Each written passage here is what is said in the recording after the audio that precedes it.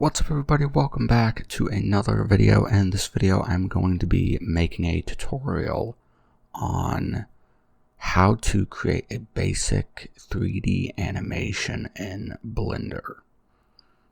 So this is the screen that you will start out with, and to get rid of this little pop-up here, you just click right beside it. And this is where you start out at. So in this tutorial, this is going to be a two-part tutorial. This part is just going to go over basic animation, how to get your object to move in the space that Blender provides.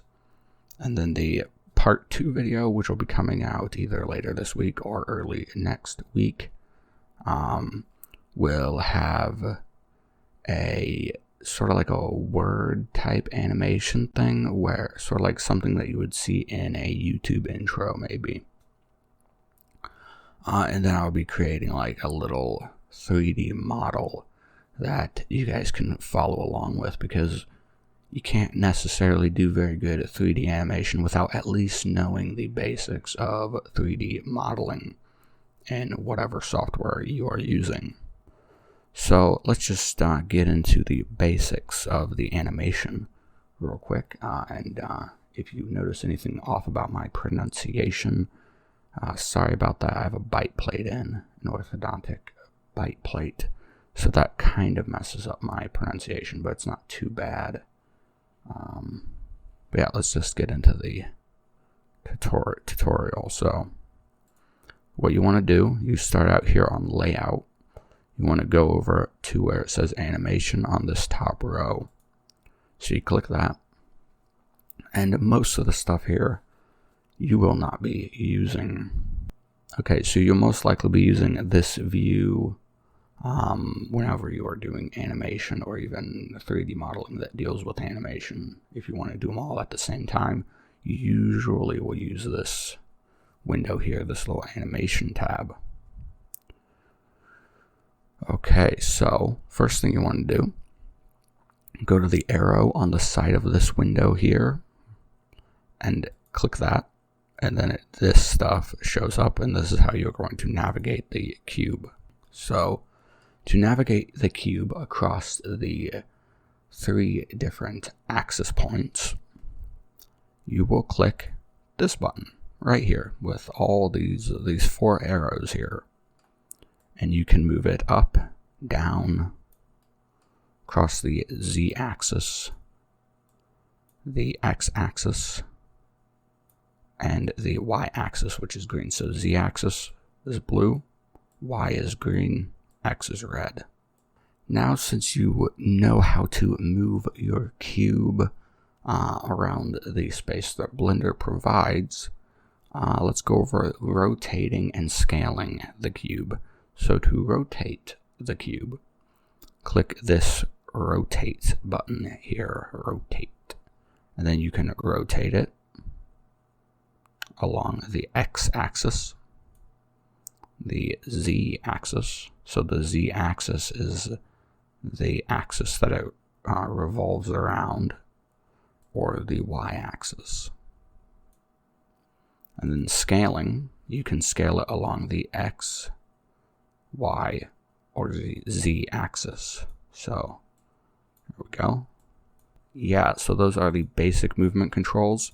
And you can get all 3 in one by clicking this transform button, and you got all 3: move, scale, and rotate. Now, if you want to undo, you just click Control Z until it undoes to where you want it to undo to. So I'm just going to see if I can get to the beginning here. There we go.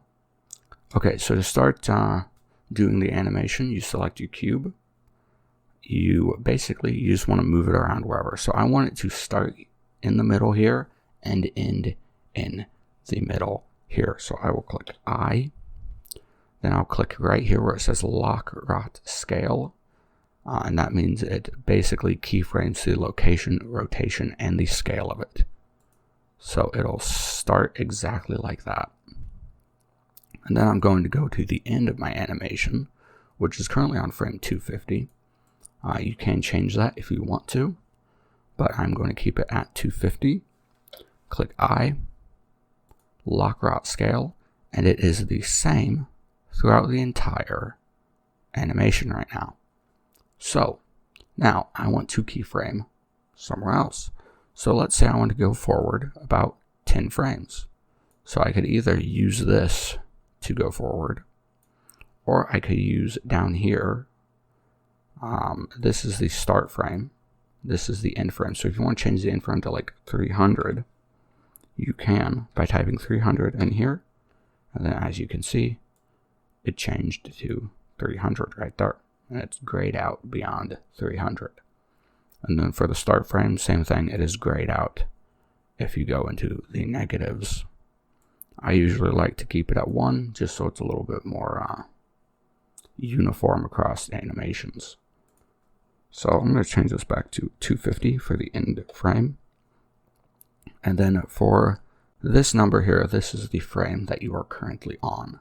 So if I want to go to frame 10, I just type in frame 10, and you can see that this just moved to frame 10 when I typed in 10. And when I move this, you can see that the number for where you are down here changes. So now it is 50, and you can also see it right there. Okay, so I'm going to put it back on 10. Now I'm going to add in a keyframe. So this is where it is going to be at this specific frame. So this is how the cube is going to look at this specific frame. So I'm going to move this cube up and over on the y-axis. I'm going to click I, lock rot scale. So now if I go back to frame 1 and I click this little play icon right here, it plays the animation. And as you can see, it is slowly returning back to the center because I already keyframed it at the center for the end of the animation. And then now it's just restarting.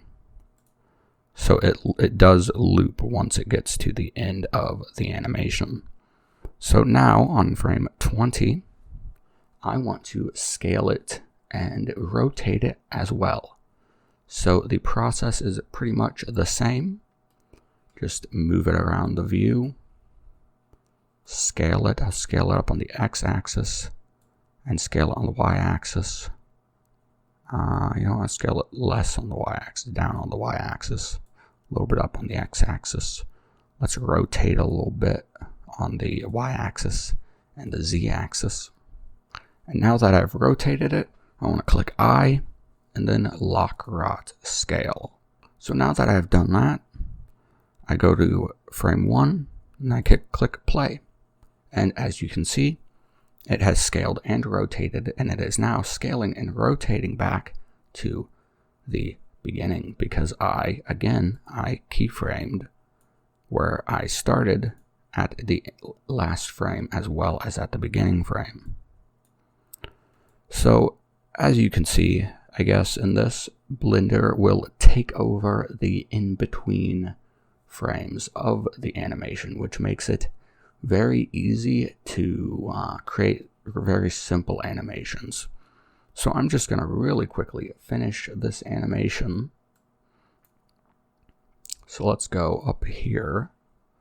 Let's scale it just up a lot. And then rotate it along the x-axis. And then let's click I, lock rot scale. And there we go. That is the animation.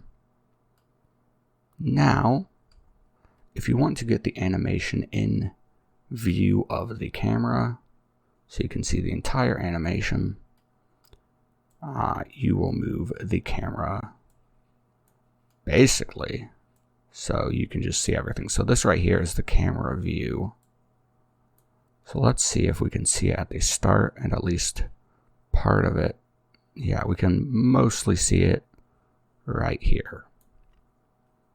And that is the basics of Blender 3D animation. I hope you liked the video, and I'll see you all in part 2 of the Blender animation tutorial.